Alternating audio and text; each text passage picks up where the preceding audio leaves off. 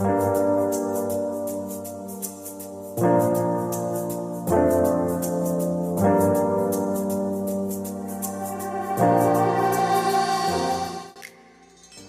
me les ha ido pues? Bien.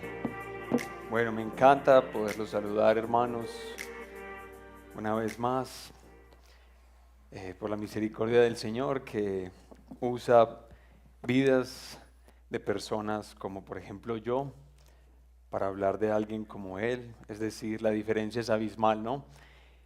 Pero Él es así, es extraordinario en su compasión y en su amor hacia mí y hacia todos los que necesitan escuchar una vez más su palabra en esta mañana. Antes de que empecemos a leer el texto que nos va a acompañar en el día de hoy, hermanos, yo quisiera que atiendas estas preguntas que voy a hacer a continuación. Preguntas que seguramente tú ya te has hecho y casi para ti son tan familiares, pero no importa, porque hoy vamos a hablar de lo mismo y vamos a volver a repetir lo mismo. De otra manera quizá, pero es a volver al corazón de nuestro evangelio. La pregunta o las preguntas son las siguientes. En primer lugar, nosotros esta mañana aquí entre nosotros tenemos a alguna persona que se sienta en paz hoy, que realmente sientas que hay paz en tu corazón porque viviste de manera justa y de manera recta pues los días pasados. Tú haces una evaluación de cómo te fue y entonces hoy dices tengo paz. ¿Hay alguien así? Pues no respondas. Tú vas a dejarlo para ti. Entonces, otra manera de pensar lo mismo es lo siguiente. ¿Hay entre nosotros esta mañana alguien que descanse en su conciencia? Porque ha sido un buen padre, ha sido un buen cónyuge, ha sido un muy buen trabajador y la conciencia está tranquila, está en paz. Casi como los que han estado viendo Betty la Fea estos días, recuerdan al papá de Armando Mendoza, diciéndole a su hijo que él nunca se ha trasnochado, nunca se ha desvelado, porque él todo lo ha hecho rectamente, todo su proceder ha sido impecable en los manejos de la empresa y de la familia y todo lo demás. Quizá hay alguien que sienta que su conciencia puede estar tranquila porque has hecho todo bien. O quizá alguien aquí esta mañana está viviendo con mucha alegría delante de Dios porque realmente sientes que no has fallado y estás contenta, te sientes muy contento por eso.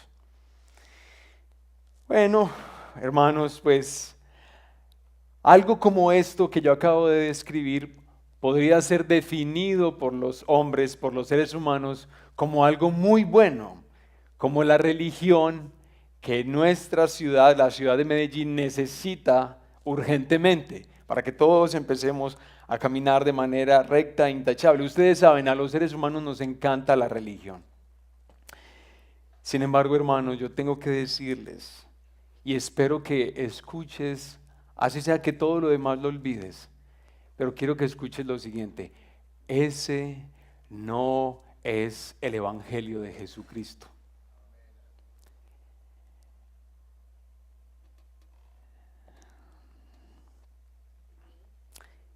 Hermano y hermanita, porque vamos a tratar de hacerlo muy personal en esta mañana. Quiero preguntarte a ti ya, no a todos ustedes, sino solo a ti, a ti, a ti. Esta pregunta final: ¿realmente tú quieres vivir delante de Dios en tus propias fuerzas? ¿Eso es lo que realmente deseas? ¿Tú quieres disfrutar y persistir en disfrutar de su amor y su bendición en tu propia capacidad para cumplir sus mandamientos, lo que Él te ha dicho que quiere de ti? ¿Quieres insistir en eso, hermanos? Si eso es lo que quieres, si quieres seguir transitando por esa ruta, yo quiero asegurarte lo siguiente, y lo vamos a asegurar, es por la palabra de Dios. ¿Sabes qué es lo que te espera? por ese camino, lo que te espera por ese camino es la esclavitud. No existe la posibilidad de tener otro destino diferente a este. Pero yo quiero recordarte hoy a ti que tú fuiste salvado para, para la libertad de los hijos de Dios, la cual yo sé aquí en el Rey del Estadio, quieren que todos puedan creer y en la que puedan descansar y vivir. Bueno, para que meditemos entonces un poco más en esto, vamos nuevamente a la carta que el apóstol Pablo escribe a ese grupo de iglesias en la provincia romana de Galacia, Gálatas, y vamos a mirar el capítulo 4 en esta mañana. Algo del capítulo 4 lo estuvo tocando el pastor Diego en la exposición de hace 8 días, pero hoy vamos a tocar solamente ese aspecto particular que les acabo de mencionar, solo una cosita de lo mucho que se dijo hace 8 días atrás. Y esta es la palabra del Señor, la cual vamos a leer en el nombre del Padre, y del Hijo, y del Espíritu Santo. Gálatas capítulo 4, versículo 21.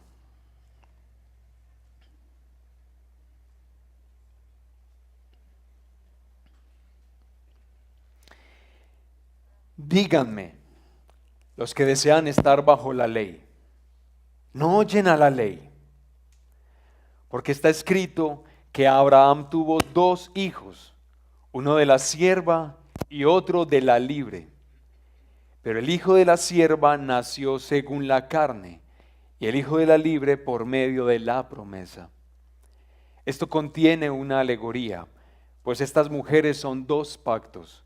Uno procede del monte Sinaí, que engendra hijos para ser esclavos. Este es Agar. Ahora bien, Agar es el monte Sinaí en Arabia y corresponde a la Jerusalén actual, porque ella está en esclavitud con sus hijos. Pero la Jerusalén de arriba es libre. Esta es nuestra madre, porque escrito está: regocíjate, oh estéril, la que no concibes, prorrumpe y clama, tú que no tienes dolores de parto, porque más son los hijos de la desolada que de la que tiene marido. Y ustedes, hermanos, como Isaac, son hijos de la promesa. Pero así como entonces el que nació según la carne persiguió al que nació según el Espíritu, así también sucede ahora. ¿Pero qué dice la Escritura? Echa fuera a la sierva y a su hijo, pues el hijo de la sierva no será heredero con el hijo de la libre. Así que, hermanos, no somos hijos de la sierva, sino de la libre. Y permítanme finalmente mencionar ese versículo del capítulo 5, versículo 1. Para libertad fue que Cristo nos hizo libres. Por tanto, permanezcan firmes y no se sometan otra vez al yugo de esclavitud. Bueno, vamos a orar al Señor, porque si notarán después de la lectura de este texto, pues necesitamos mucha gracia del Señor entre nosotros esta mañana. Entonces te animo ahí, hermanita y hermano mío, te animo a que delante del Señor hables con Él, que te tomes un minutico para recordar a qué has venido a este lugar.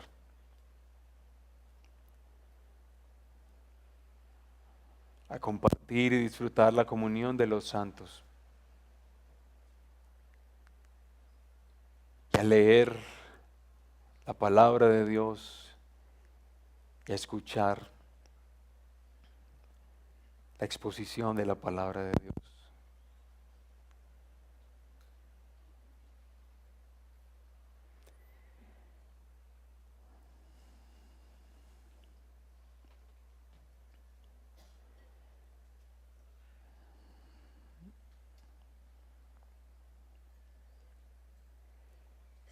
Padre nuestro, gracias por permitirnos estar acá. Gracias, Señor.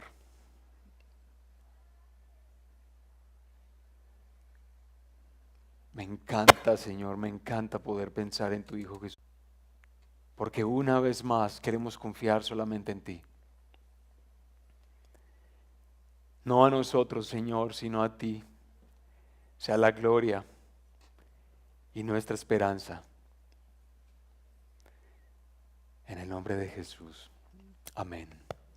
Y amén. ¿Cómo estamos acá? Paul, ¿estamos bien? ¿Debo hacer algo con el micrófono o estamos bien ahí? Estamos bien. Bueno, hermanos, hagan de cuenta que ese es el efecto de este sermón. Hermanos, como lo notan en el texto, porque lo que vamos a tratar de hacer esta mañana es poder hacer un repaso de ese texto, notan que nuevamente Pablo se dirige, como lo ha hecho en todos los capítulos atrás, a los que desean estar bajo la ley. Y ese dato ya es un dato muy, muy importante, porque estar bajo la ley no significa que a ti te importe, pues, obedecer al Señor, ¿cierto? Tú ves el decálogo y tú dices, no, yo no soy de los que estoy bajo la ley porque a mí no me importa nada de eso. No. Estar bajo la ley, así como Pablo describe aquí este término, hermanos, es pensar, vivir la vida confiando en un cumplimiento de esos mandamientos a partir de nuestras propias habilidades o competencias o recursos. Es decir, yo tengo mi esperanza puesta en que todo lo que Dios me pide lo voy a hacer bien. Ahí está mi esperanza. Por eso es que yo vengo tranquilo a este lugar, porque fui un buen cónyuge, un buen padre, un buen trabajador. Vengo a este lugar por eso. Pablo les escribe a estos hermanos que están bajo la ley o a los que desean estar bajo ella. Él va a demostrarnos a ellos y a nosotros que quienes quieren seguir ese camino van a llegar a una terrible condición, a un horrible estado. Lo que ven en la ley, los que quieren persistir en ver la ley su esperanza, ¿no escuchan acaso lo que dice la ley?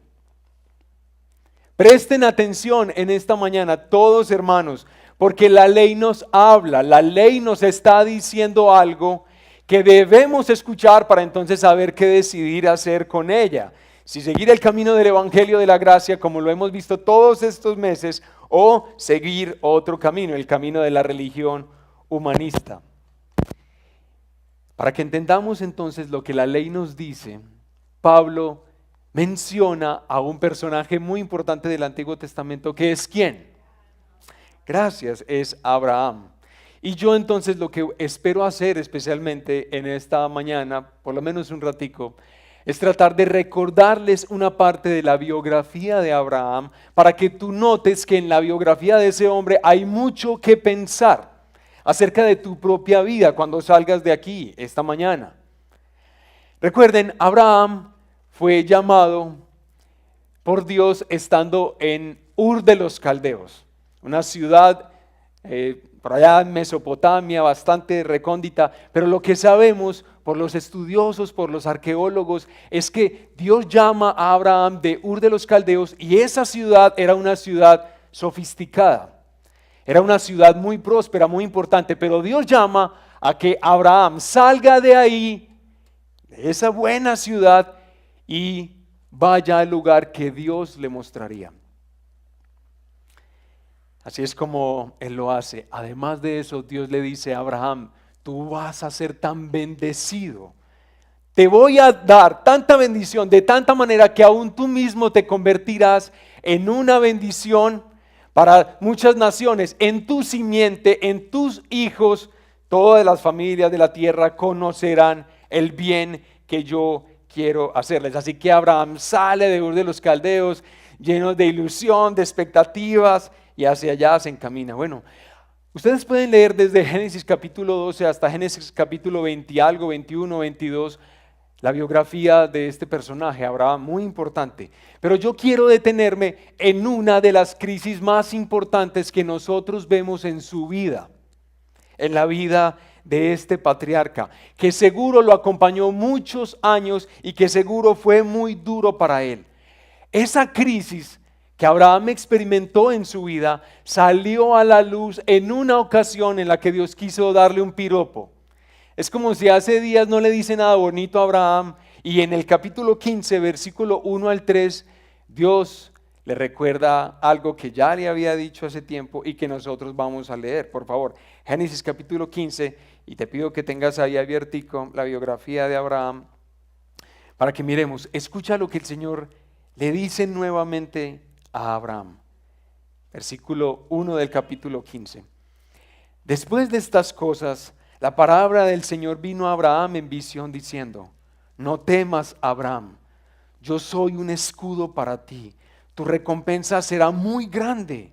Y Abraham dijo: oh Señor Dios, ¿qué me darás, puesto que estoy sin hijos y el heredero de mi casa es Eliezer de Damasco? Dijo además Abraham: no me has dado descendencia y uno nacido en mi casa es mi heredero. Hermanos, varios años han transcurrido desde que Dios prometió a Abraham una descendencia. Entonces pensemos en esto, por lo menos intentemos hacerlo. En cada ocasión en la que han disfrutado de la unión sexual, tanto Sarai o Sara como Abraham han prendido ese momento con la ilusión de la concepción. Esta vez sí, esta vez sí, esta vez sí, esta vez sí. Pero ¿qué es lo que han encontrado? No, esta vez no. No, esta vez tampoco. Y esta vez tampoco. Y eso, por supuesto, con la frustración que algunos sentimos o pueden llegar a sentir cuando no ocurre algo que es fuertemente esperado. Hermanos, esa imposibilidad biológica resulta ser más dolorosa para el corazón cada día que transcurre para Abraham y para Sarai. Y cuando Dios le dice esto en el capítulo 15, versículo 1 y 3, Abraham se sincera con lo que él siente. Y más o menos lo que le dice al Señor es: Señor, ¿por qué me dices eso? Que me vas a dar descendencia, que vas a hacer grandes cosas conmigo. Lo que me dices me lastima. ¿Acaso no me ves? ¿Acaso no sabes quién es mi esposa? ¿No recuerdas eso, Señor? Pero a continuación, Dios hace algo que es espectacular. Ustedes recuerdan, la demostración más grande que Abraham podría recibir de que Dios está absolutamente comprometido con la promesa que le hizo a Abraham. Ustedes recuerdan qué es lo que el Señor le dice a Abraham que haga. Le dice: Abraham, por favor, trae cierto tipo de animales y pártelos por la mitad, desde acá hasta acá. Y una mitad del cuerpo lo pones a un lado, otra mitad del otro cuerpo, del mismo cuerpo, lo pones al otro lado. ¿Y qué es lo que ocurre? ¿Recuerdan? Dios pasa por en medio de los animales. Hermanos, ¿qué es lo que está haciendo Dios ahí? Dios con Abraham está haciendo un juramento de automaldición. Dios mismo está asegurando eso. Que yo sea maldito si yo incumplo, Abraham, los términos del pacto que he establecido contigo. Dios haría lo necesario para que las promesas se cumplieran, aunque especialmente Sara fuera una imposibilidad. Él le va a dar lo que ha prometido. Y ahí aparece Sara. ¿Quién es Sara? Para ese momento de la historia, hermanos, pues Sara es una mujer con problemas en sus óvulos, es decir, para ella no hay posibilidad de fecundación. Y además en ese momento Sara es una mujer anciana. Pero además de eso es que es la esposa. Y además de ser la esposa, Sara es una mujer libre. Oigan pues las diferencias que van apareciendo en ese relato. Aunque la promesa de Dios es espectacular, aunque el juramento que Dios hace también lo es, ustedes recuerdan qué es lo que Sara y Abraham deciden hacer un tiempito después, porque pues la promesa se retrasa, porque Dios parece que se durmió. Ustedes saben, a veces dicen que Dios anda en un cambio horriblemente lento. ¿Qué es lo que ellos deciden hacer entonces para hacer realidad la promesa que Dios les ha hecho, pero a través de sus propios esfuerzos? ¿Cómo es que estos hombres, Sara y Abraham, quisieron ayudar al Señor? ¿Recuerdan cómo? Ahí es donde aparece Agar, esta querida mujer también. ¿Quién es Agar? Oigan pues, Agar es también una mujer. Y es una mujer con una matriz joven y vigorosa. Ella sí lo es. Esta mujer, hermanos, es capaz de fecundar y dar a luz muchos hijos, todos los que Abraham pudiera llegar a darle en su vida. Pero ella no era la esposa. Agar no era libre, más bien Agar era la sierva de Sara. Así es. Pero bueno, así se dieron las cosas. Agar tuvo a Ismael cuando Abraham tenía 86 años. Pero la pregunta que uno tiene que hacerse en este relato, y sobre todo este que el apóstol Pablo nos ha mencionado, es ¿en qué resultó lo que Abraham hizo con Sarai al meter a Agar ahí en ese plan? ¿En qué resultó? ¿A ustedes les parece que esto que se ha hecho resultó en la alegría de una promesa cumplida y largamente esperada? Esa es la alegría que ellos sienten. No es eso lo que relata Génesis. No es precisamente. Más bien hay un creciente malestar familiar. Agar está despreciando a Sara, pero Sara tiene problemas con Abraham, tiene problemas con Rahab, tiene problemas con Ismael, y Abraham está en medio de toda esa crisis familiar, de toda esa tensión. Es decir, no pasó lo que se pensó que resultaría. No se llegó ahí. Bueno, hermanos, sigue el relato de este querido siervo de Dios. Y algún otro día en la vida de Abraham, quizá aún pensando en las incrédulas decisiones que hace 13 años atrás él había tomado con Sara, porque ya ese tiempo es el que ha transcurrido. Ustedes miran Génesis capítulo 17 y leemos nuevamente el versículo 1 y 2 y escuchen lo que dicen. Capítulo 17, versículo 1 y 2. Cuando Abraham tenía 99 años, el Señor se le apareció y le dijo: yo soy el Dios Todopoderoso, anda delante de mí y sé perfecto. Yo estableceré mi pacto contigo y te multiplicaré en gran manera. Entonces Abraham se postró sobre su rostro y Dios habló con él. Bueno, no vamos a meternos ahí, hermanos.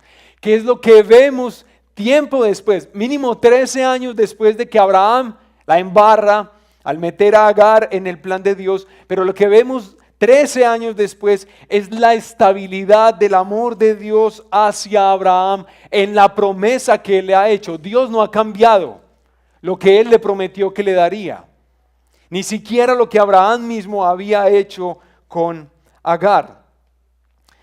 Abraham está tan agradecido y tan asombrado que lo único que le queda, o lo único que Abraham desea, es postrarse sobre su rostro y adorar al gran Dios que es tan compasivo y tan fiel. Bueno, de manera milagrosa, de manera sobrenatural, Dios le da un hijo a Abraham por medio de su esposa Sara. Increíble, ¿no? ¿Su nombre cuál es? ¿El nombre de este niñito? Isaac. Muy bien. Para concluir la historia que hemos pensado en este momento, hermanos, para resumirla. Todo lo hermoso que Dios promete a una persona, Abraham, Sara, a cualquiera de nosotros aquí, a los hermanos en Galacia, todo lo que Dios promete a una persona solo se puede obtener por gracia. Solo puede ser de esa manera. No porque nosotros tengamos alguna capacidad para alcanzarlo. Ese es el énfasis de esa historia del patriarca Abraham, por lo menos de esta parte de su historia. Bueno, ¿Cómo nos fue con esta pequeña biografía de Abraham? ¿Vamos bien? Bueno, que no se te haga tan familiar esto que hemos escuchado para que podamos entender lo que el apóstol Pablo está a punto de decirnos. Hermanos y amigos, los judíos de quienes hemos hablado en las predicaciones pasadas, los judíos que estaban tratando de persuadir a las iglesias de Galacia en colocar su esperanza en la circuncisión o en el cumplimiento de la ley de Moisés, decían a boca llena que ellos eran hijos de Abraham. Y a través de esa demostración es que ellos querían persuadir a las iglesias también de que ellos debían ser hijos de la promesa, como Isaac fue un hijo de la promesa. Pero ¿qué es lo que está haciendo el apóstol Pablo en este capítulo que estamos examinando hoy? Lo que hace el apóstol Pablo es mostrar que sí es verdad. Ellos sí son hijos de Abraham. Sí lo son. Pero es que Abraham no solamente tuvo un hijo. Abraham además tuvo otro hijo, Ismael. Y esos hombres y todos los hombres y mujeres que quieren estar bajo la ley, sí son hijos de Abraham, pero son hijos de Abraham como lo es Ismael.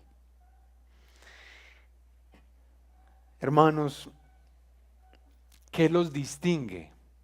¿Qué distingue a Isaac de Ismael? ¿Por qué es tan importante pues que entendamos que la iglesia es verdaderamente hija de Abraham, pero por Isaac, de la manera que lo es Isaac y no como es Ismael? ¿Qué los distingue pues? Bueno, hermanos, una cosa clave que el apóstol Pablo nos dice acá es que la distinción principal son sus madres. El punto es que con sus madres hay una larga serie de implicaciones que vienen a sus vidas por justamente tenerlas. Entonces yo en este momento quiero mencionarlas, así como el apóstol Pablo lo hace acá. Primero, vamos a pensar en la mamá de Ismael, que es Agar. Agar, en primer lugar, es esclava. Pablo quiere que eso quede claro. Esta mujer es esclava. Esta mujer concibe a Ismael por las capacidades humanas, porque hay competencias, porque hay habilidades, porque ella tiene una matriz joven, porque ella está vigorosa. Ella es capaz de tener hijos por su propio recurso, por su propia capacidad. Bien, Agar, como lo dice el apóstol Pablo, representa el pacto en Sinaí. ¿Y cómo así que representa el pacto en Sinaí? Ustedes saben, hermanos, ¿qué es lo que dice ese pacto en Sinaí? Básicamente, el pacto en Sinaí, que se celebra por allá en Éxodo capítulo 20, desde el 19-20 especialmente, ese pacto en Sinaí básicamente lo que dice es: mira mi ley, vive según esa ley, sé intachable en su cumplimiento, haz todos tus deberes, no te muevas ni hacia la izquierda ni hacia la derecha, sé fiel en lo que yo te estoy mandando. Y si eres fiel en lo que yo estoy mandando, ¿qué es lo que voy a darte? Voy a darte la vida, voy a darte la tierra, tú serás mi pueblo y yo seré tu Dios. Yo te voy a dar todo lo que yo quiero darte si tú cumples los términos de ese pacto. Sé perfecta, sé perfecto, y entonces yo te doy todo lo que te prometo. Pero si no cumples los términos del pacto, si no haces lo que la ley te manda hacer, entonces yo te destruiré. Y enviaré naciones sobre ti para que te destruyan, para que te vuelvan nada, si no permaneces en la ley. Ese es el pacto en Sinaí, básicamente. Pablo está diciendo que Agar representa ese pacto en Sinaí. ¿Por qué? Básicamente, hermanos, porque es un pacto que se realiza a partir de lo que yo puedo hacer. ¿Qué es lo que yo puedo hacer? ¿Qué es lo que yo creo que yo puedo hacer? ¿Cuáles son las fuerzas que yo tengo para cumplirlas? Entonces está bien, vívelas pues y trata de cumplirlas. El punto con eso, hermanos, es que Pablo dice que Agar, que es una mujer esclava, también engendra hijos esclavizados, como ella lo es, pero esclavizados a la ley. Así es como puede verse en la Jerusalén de los días de Pablo. ¿Cómo es esa ciudad?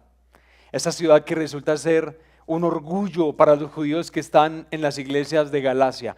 ¿Cómo es la Jerusalén de los días de Pablo? Una Jerusalén que está completamente sofocada y encerrada por el mandamiento, por la ley, por la norma, por ser estrictos en su cumplimiento, por lavarse bien las manos, por hacer todo lo que hay que hacer, ahogada y asfixiada por eso. Eso es lo que Pablo entiende Jerusalén experimenta y vive. Sus hijos, los hijos de Agar, no pueden heredar la promesa de Dios.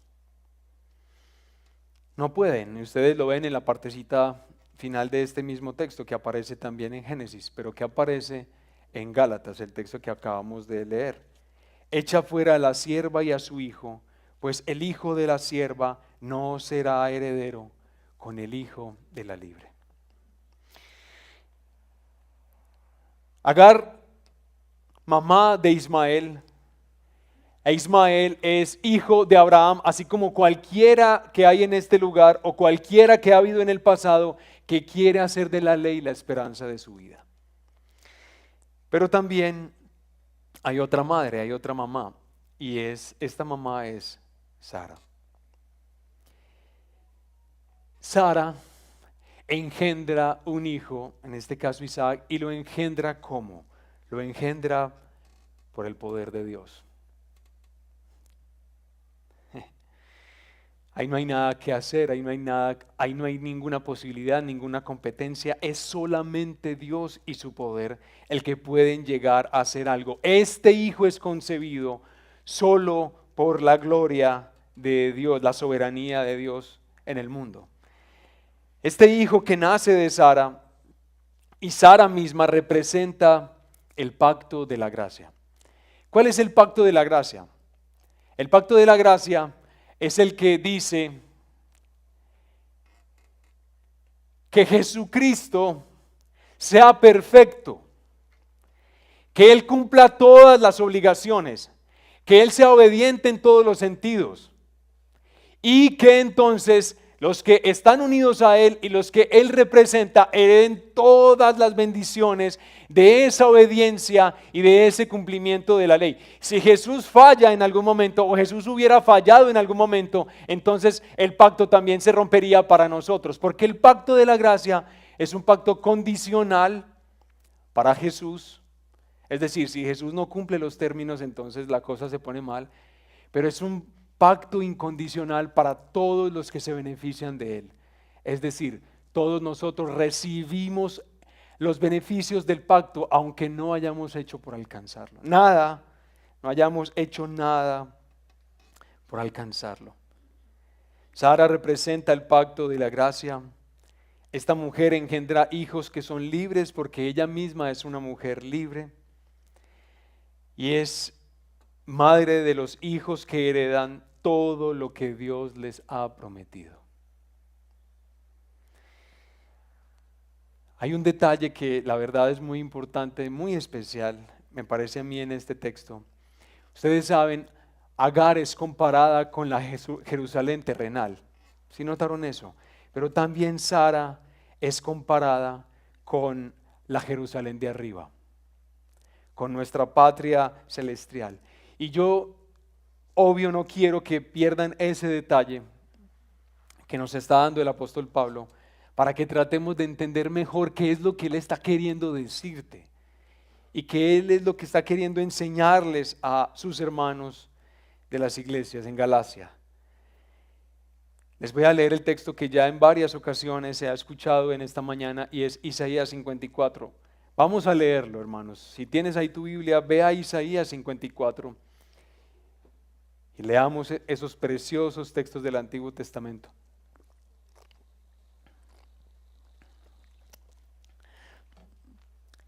Isaías capítulo 54.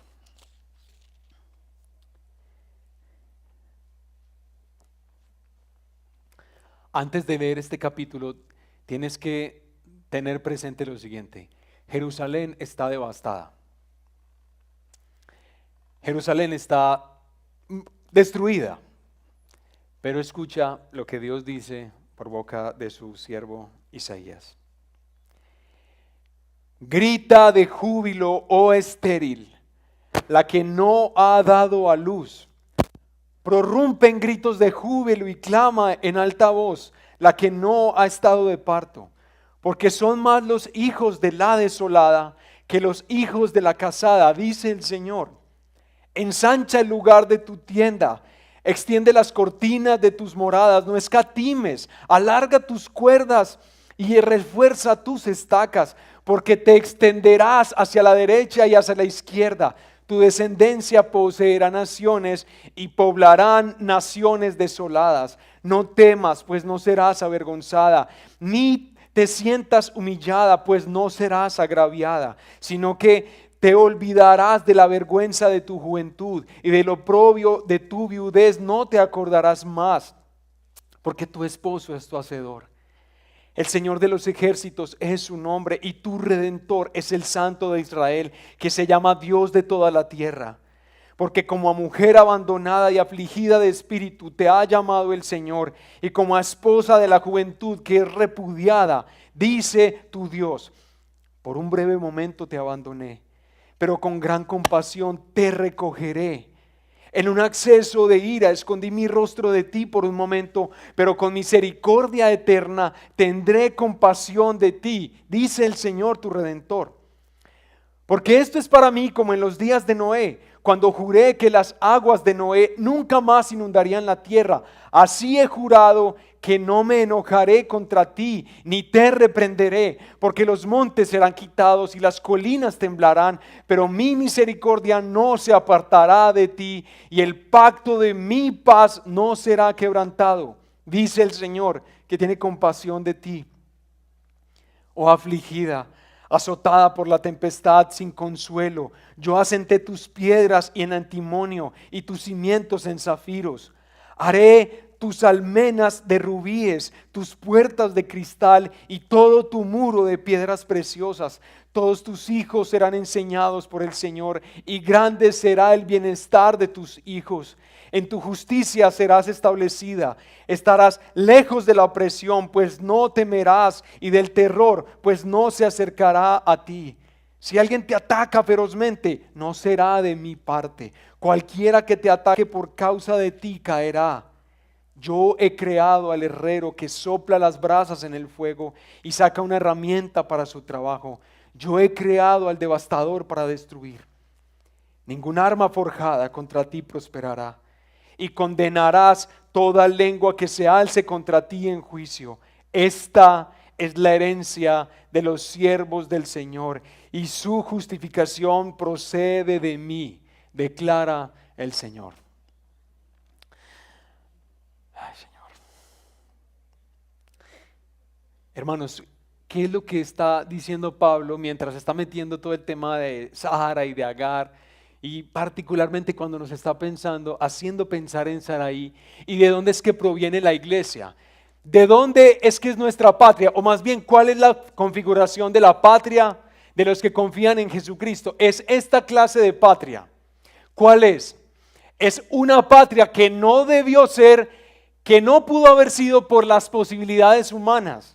Así como Israel en este momento de la historia veía Jerusalén y veía sus muros destruidos, veía sus cultivos destrozados, venía la vida en comunidad acabada, hermanos, ellos no tenían ninguna esperanza, ellos no tenían ninguna posibilidad de volver a hacer florecer su ciudad. Es a ellos, a los desolados, a los que no tienen nada, a los que no pueden mostrar nada, es a ellos a los que Dios les dice que les va a dar todo. Es a ellos a quien se les promete esta clase de patria que el apóstol Pablo trae para sí aquí en este texto de Gálatas capítulo 4. Esa es la patria de los hijos y de las hijas de Dios. Bien, hermanitas y hermanitos, ¿Cómo aterrizamos un poquito esto más para nosotros? A ver si nos ayuda. ¿Cómo es que nosotros podríamos empezar a pensar un poquito la ruina que te espera, la esclavitud a la que posiblemente ya hoy estás sometida y sometido, si tú eres de los que confía en ti mismo, en tu capacidad, en tu familia, en tu pedigrí, en tu formación académica, en lo ilustre que eres? Si tú eres de esas personas, ¿qué es lo que te espera, hermanitos? Ojo pues, es la esclavitud.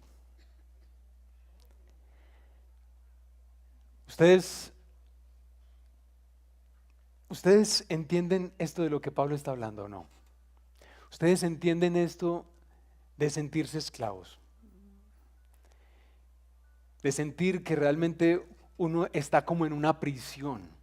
Cuando uno se da cuenta que uno trata por todos los medios de hacer lo que Dios te pide que hagas, especialmente, bueno, en cualquier parte de su ley, y tú como que nunca das y siempre te falta el centavo para el peso. En fin, así es. Tú no sabes qué es eso. ¿Tú conoces esta clase de esclavitud o no?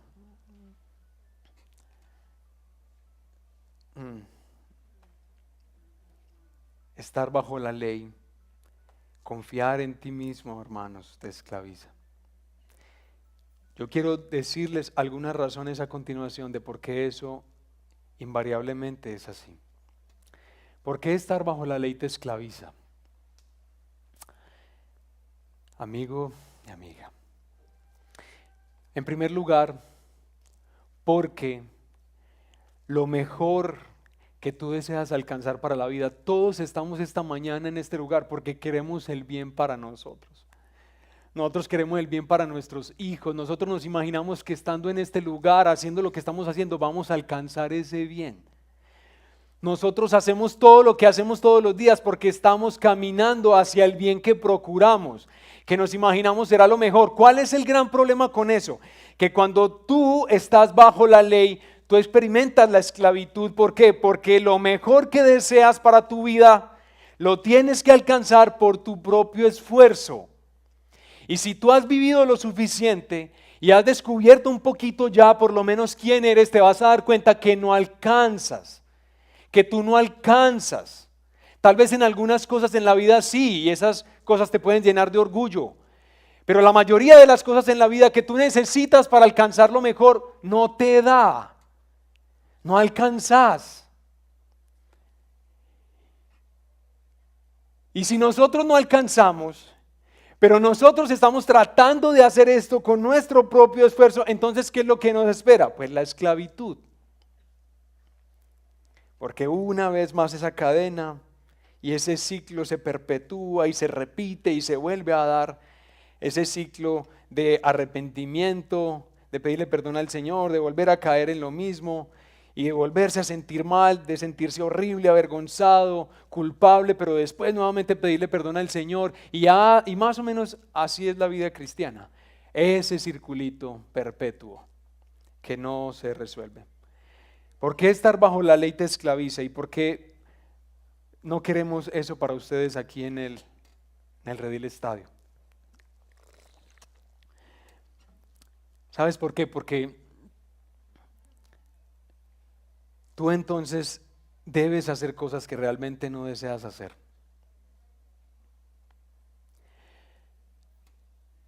Te toca hacer cosas que en el fondo tú no desearías hacer. No quieres hacer esto y tú sabes en el fondo que preferirías hacer otra cosa, pero Dios te está diciendo, no desearás la mujer de tu prójimo. Qué chocantico esto. Porque si deseo la mujer de mi prójimo, entonces me meto en problemas con el Señor, ¿cierto? Pero si dejo de desear la mujer de mi prójimo, estoy abandonando lo que realmente quiero hacer.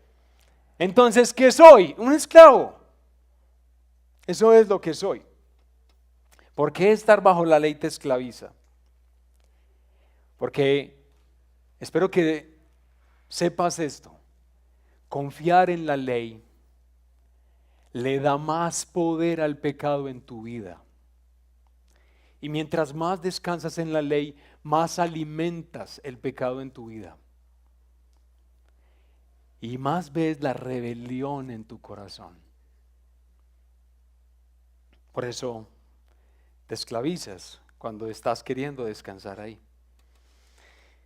¿Por qué estar bajo la ley te esclaviza?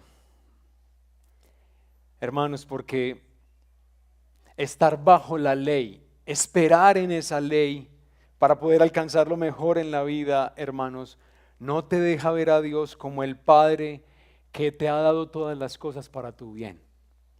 Necesariamente tú empiezas a entender a Dios como el amo frío al que hay que complacer. Así aún eso opere de manera inconsciente. Pero en el fondo la percepción que tenemos de Él es alguien al que hay que tratar de tener contento, porque si no, te metes en un problema. Y eso todo por confiar en ti, en lo que puedes hacer tú. Es decir, confiar en el cumplimiento de la ley. ¿Por qué estar bajo la ley te esclaviza? Hermanita,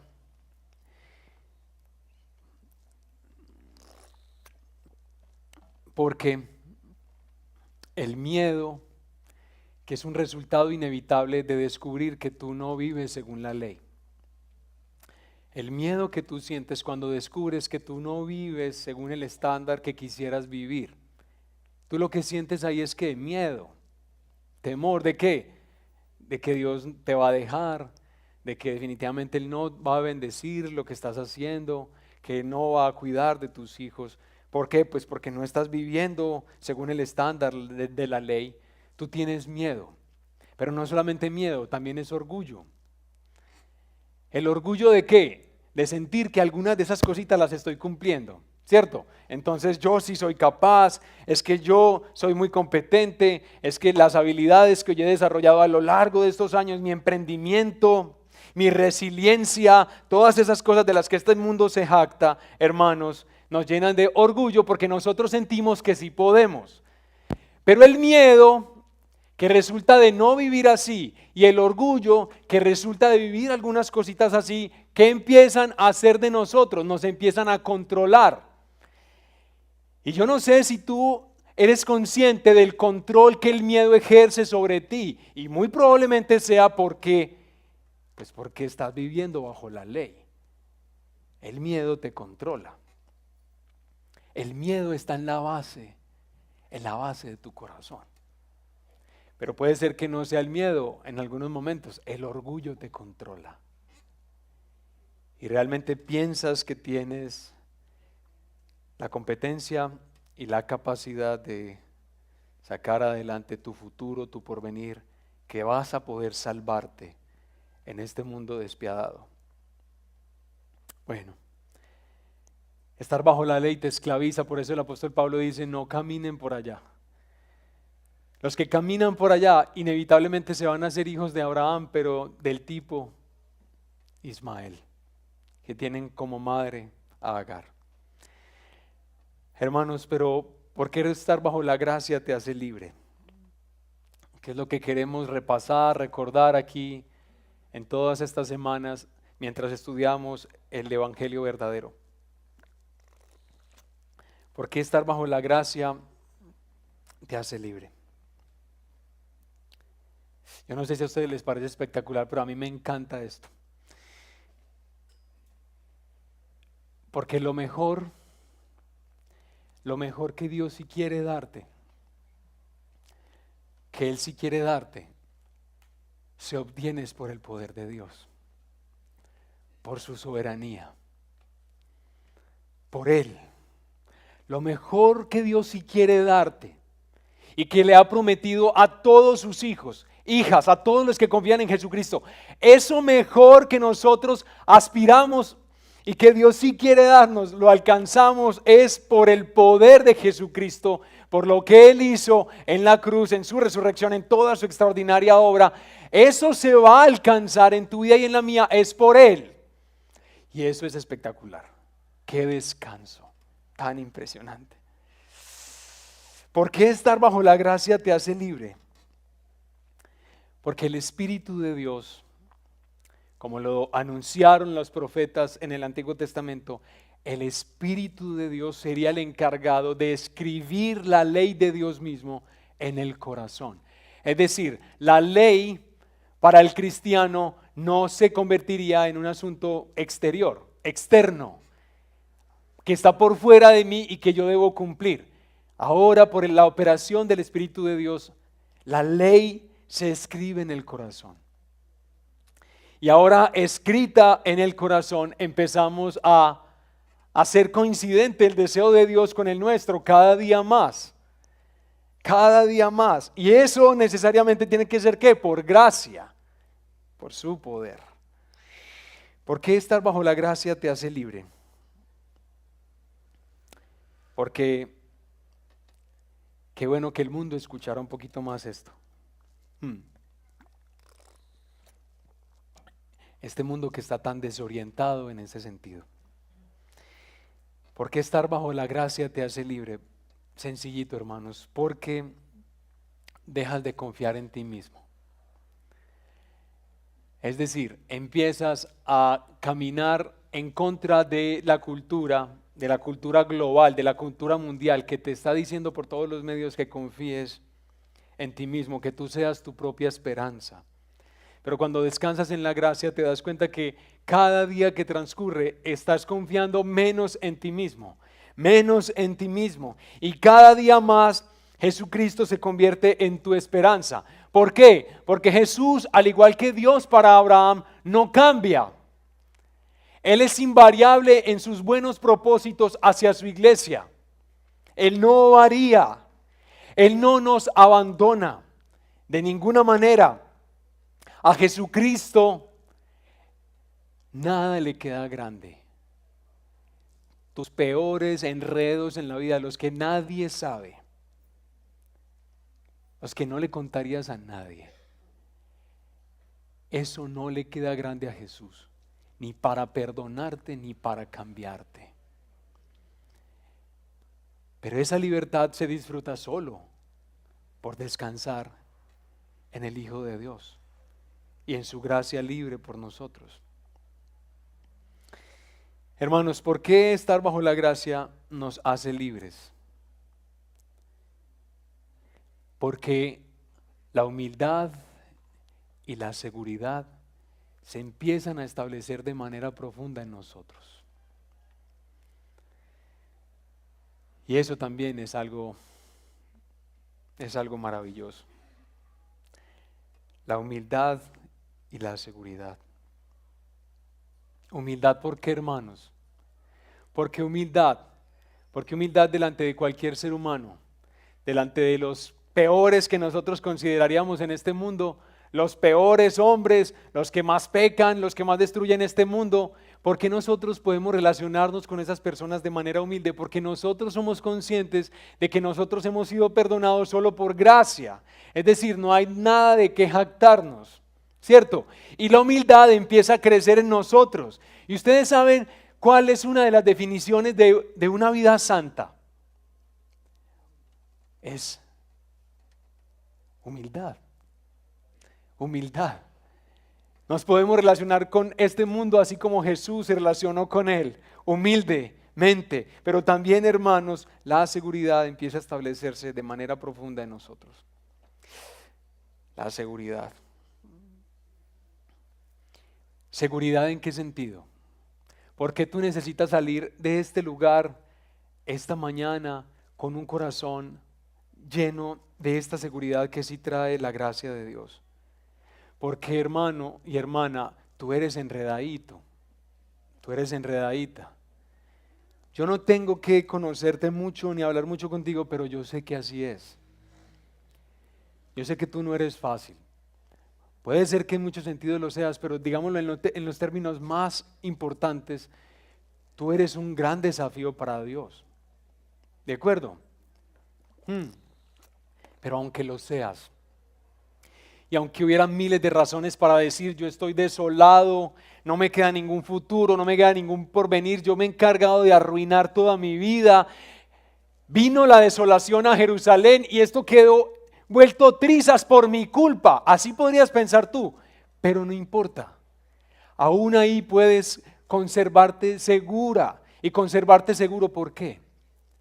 Porque el amor de Dios en su Hijo Jesucristo es un amor que ha sido derramado en sus hijos y que es derramado de manera invariable, que no cambia, a pesar de que tú representes un gran desafío para Él. No importa, Él puede contigo y te sacará adelante. Hermanos, hermanas,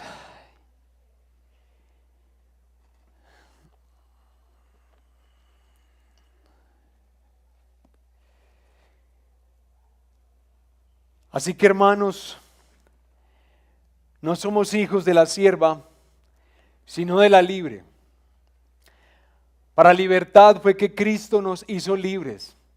Por tanto, permanezcan firmes y no se sometan otra vez al yugo de esclavitud. Yo sé que los pastores de esta iglesia, yo sé que las hermanas, hermanos, siervos y siervas del Señor en esta iglesia, eso es lo que más desean para todos.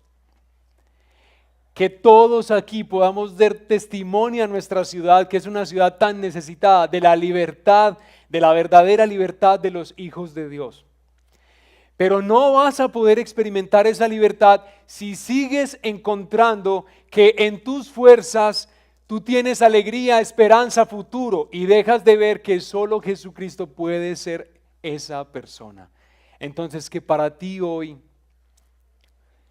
y en el futuro, solo Cristo, solo el Señor sea tu seguridad, tu paz, tu bien, tu salvación, tu perdón. Que solo Él lo sea y que así los demás puedan decir, ¡y qué mujer tan hermosa! Es decir, ella es complicadita, pero en el fondo, qué libertad tan especial la que disfruta. No, ella no tiene temor de percibirse así porque ella como que apunta y señala a alguien que le da esperanza y que la perdona. Pero ella al mismo tiempo no es como orgullosa por sentirse así, sino que es humilde. Y parece que es humilde porque ella apunta constantemente a alguien que la perdona por pura gracia.